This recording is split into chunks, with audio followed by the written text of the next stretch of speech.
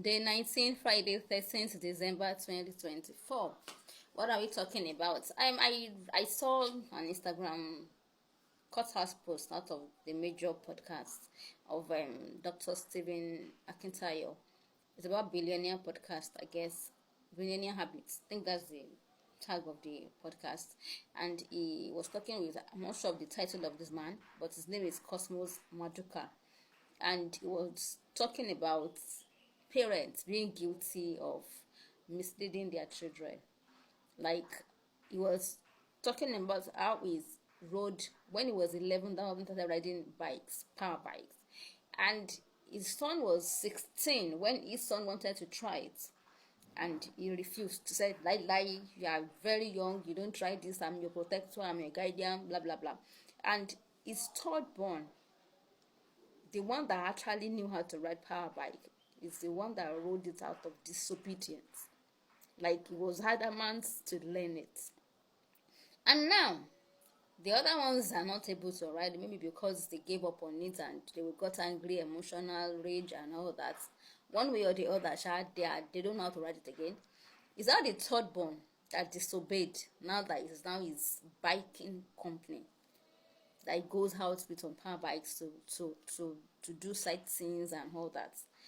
I remember in those days my brother HOD, and when we were in church, all those babas that will not allow you to go and be drumming drum sets and all, they cannot drum it. They prefer to go and look for money to hire someone to go and drum it. But my brother is this, I must try it myself. What do you mean? Everything that he knows how to do was what he learned, and that he fought to learn them. He saved to learn them. He is a challenge unto me. Most times firstborn are victims of this protecting. You use them to try your parenthood. You use them to learn parenting. And by the time they are grown, they can't. That man said something, Cosmos Maduka. He said, they are those kind of children that are raised that way to be obedient. Those kind of children. Now they are in between the gap. They are always almost not taking risk. They can't go upward. They can't risk stuff. And I can see that in me. Yes, many things I should have done. But that reprogramming, it needs restructuring. Like, you'd always want to just be safe. And by that, we always tend to tag firstborns as they are relaxed, they don't take effort, and you want to start making it look like as if, okay, maybe the second or the third one is the one fending for the family, taking risk and going abroad, going to take risk and travel and fend for the home. And it looks like this firstborn is just this quiet, obedient. Now you now start blaming the child when he or she grows, that are you not the firstborn? Can't you do this? Can't you do that? Not knowing that you were the one that programmed the child. Why am I saying this? I'm appealing to the souls of the firstborn. I'm appealing. Surely, either you are the firstborn or not, once you were debarred from something and you could not fight your way through, you could not risk disobeying to get things done and build your resilience skills. Most of those skills that we are paying for to learn at seminars and all that are supposed to have been learnt from the home front. But it is what it is. So your parents might not end up realizing what they've done. They might not be able to apologize. But thank God, at least the parent is acknowledging that it is what it is. So please rise. You can still restructure your mind. Start from where you are. Most times they relegate the firstborns to stay with the parents, to take care of the parents, not travel too far, not explore, not do things. And these are the things that they subtly pile up on their soul, and it is like trauma, it is like disdain, it is like hatred. They keep wishing that it was them that was stopped for others to move in life. I've seen different families that they will tell you, "What do come up, bro, lost school? You wait so that we can train your brothers or your younger ones to school." And you think all those things will not, and that is why you start seeing where sibling rivalry comes in. And from sibling rivalry, you start tagging it as witchcraft. You start telling the siblings again to run away from the elder one. It will now look like used and dump, and the person will not use useful for him or herself. not beautiful for the purpose that God has created them to be. That someone is the firstborn or not too daring does not mean that does not mean that they have come to this world wrongly. So I'm appealing to the souls of those who are in that light. Either you're firstborn or not, you've always been this obedient, coined, cultured kind of person, and it has cost you a lot, and you're still trying to get your footing. Please understand what is happening. This post is for you to understand what is happening to you. Get the foundation right. It will help you a lot in rising. And I pray by the special grace of God, as many as those that are going to be listening to this and are in this kind of frame mind, I pray God liberates you. The kind of knowledge, the kind of strength you need to get out of this cocoon, God will give it to you in the mighty name of Jesus. You will know what to do because you are the best of who you need to do what God has called you to do.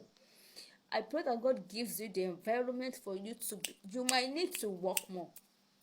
Yes, just like long distance relationship and close distance relationship.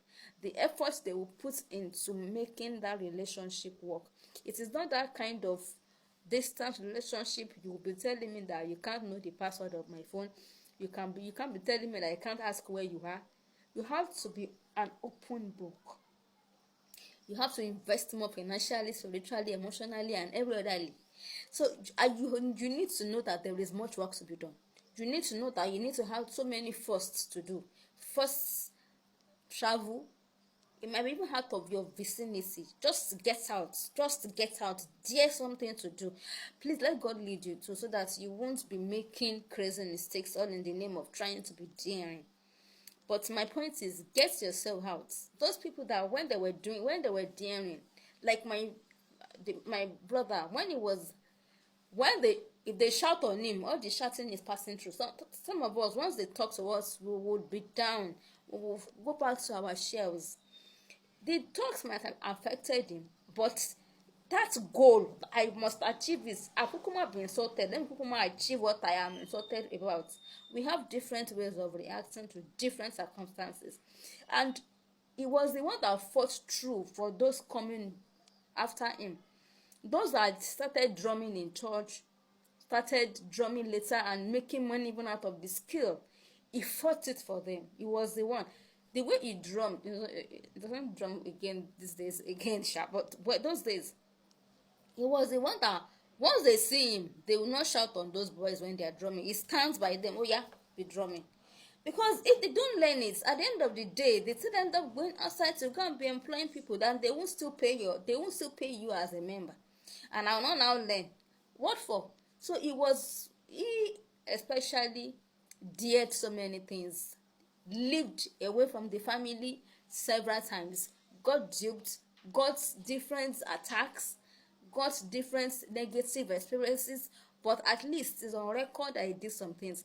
Maybe they're always scared that so that you won't make mistakes. Like Cosmo Maduka said on a particular podcast, if you don't miss road, you will not know that is not the road. It is you that miss the road that will come back and know, say you have sense that you will not go back to that place again. Many things that we are scared of not allowing to kill our people or kill our children or kill whoever we are trying to protect. At the end of the day, it is that attitude of not wanting to try new things that will kill them.